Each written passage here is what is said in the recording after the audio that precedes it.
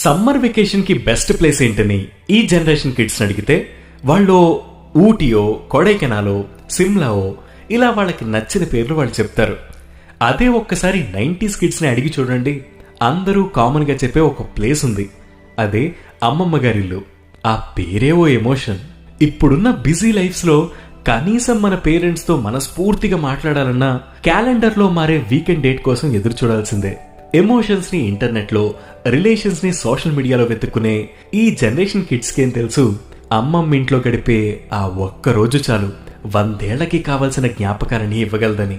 పండగొస్తే చాలు మావయ్యలు, పెద్దమ్మలు, అన్నయ్యలు, మరదళ్ళు అందరూ ఒక చోట చేరి చేసే రచ్చ అంతా ఇంత కాదు.